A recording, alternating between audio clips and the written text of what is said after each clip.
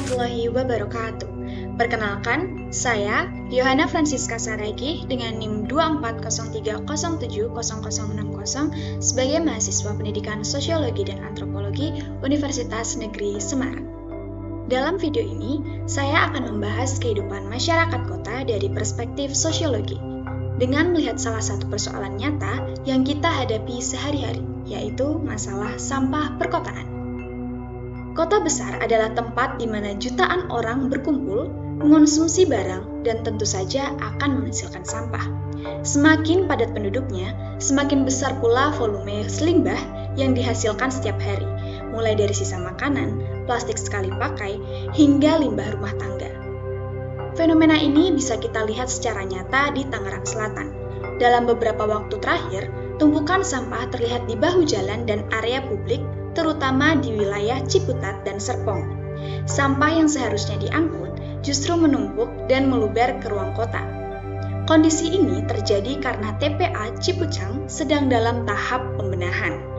Pemerintah kota menargetkan percepatan penataan TPA hingga bulan Desember, sekaligus mengajak warga untuk ikut berperan mengurangi volume sampah agar tidak terjadi kelebihan kapasitas.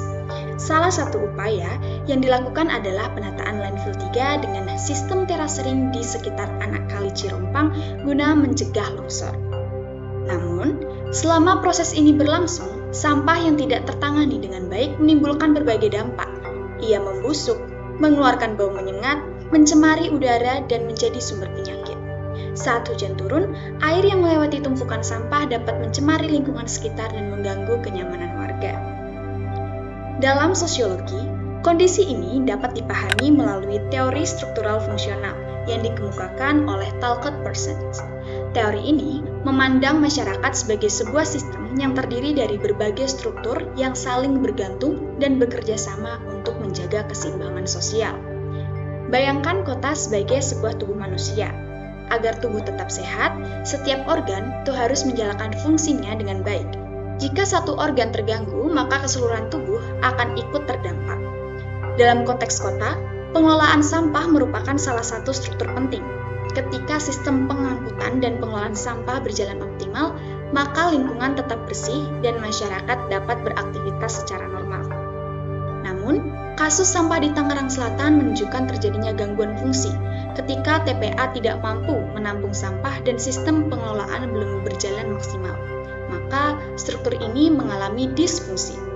Akibatnya, keseimbangan kota terganggu dan dampaknya dirasakan langsung oleh masyarakat.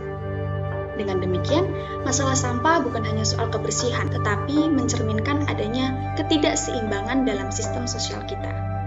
Untuk mengembalikan keseimbangan sistem kota, pengelolaan sampah tidak bisa lagi hanya mengandalkan pola angkut dan buang.